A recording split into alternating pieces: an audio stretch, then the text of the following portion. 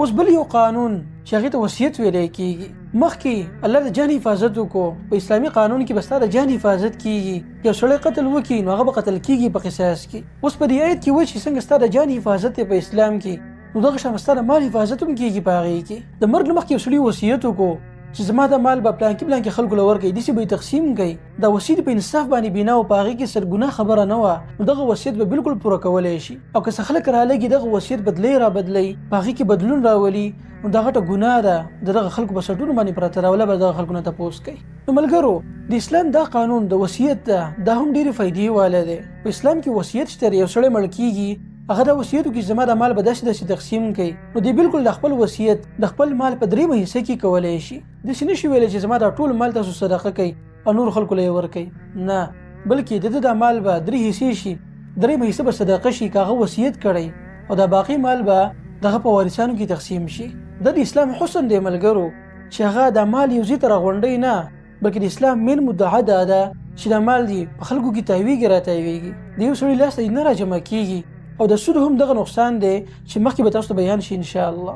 مثال په تور یو سړی دی، هغه سره په لکونو کروڑو روپۍ دي هغه ګټلې دي، او دغه سړي له مرګ راغی، د وصیت وکړو چې زما د مال 3 حصه به تاسو صدقه کوي، فقراو له به یې ورکوي. دغه سړی مړ شو، نو موږ به 3 حصه فقراو له ورکو، باقي چې کوم مال پاتې شو نو هغه به موږ د په اولادو کې تقسیم کړو. یعنې تر څو پورې چې دا سړی ژوندی و نو دا مال په یو ځای کې راجمع و، چې کله دی مړ شو اوس به دا مال تقسیمیږي.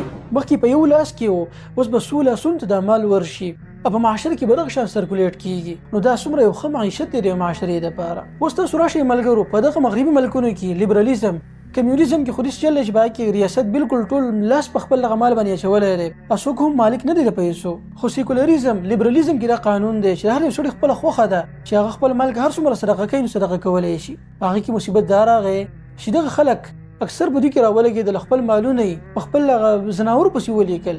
لکه د یوې زنانه باره کې مشهوره ده، وکله چې هغه مړه کېده د مرګ نه مخکې هغې خپل دا ټول مال چې هغه تقریبا $12 ملیون هغه ټول یې په خپل سپي پسې ولیکو. یو سپی، یو زناور، $12 ملیون. دا شان بل یو سړی دی چې هغه خپل یو پیشو یې ساتو چې د هغه دپاره په میلیونونو ډالر وصیت کړی دی. دغه شان یو سړی چې هغه به مارغه ساتو، د هغې دپاره خپل هغه ټول جایداد او دولت په هغه پسې لیکلی دی. نو تاسو ماته ووایئ چې آیا دا د معاشرې دپاره فایده ده په دې کې او که نقصان دی چې د $12 ملیون یو سپي له ورکړي، د هغه دپاره وصیت کې لیکي.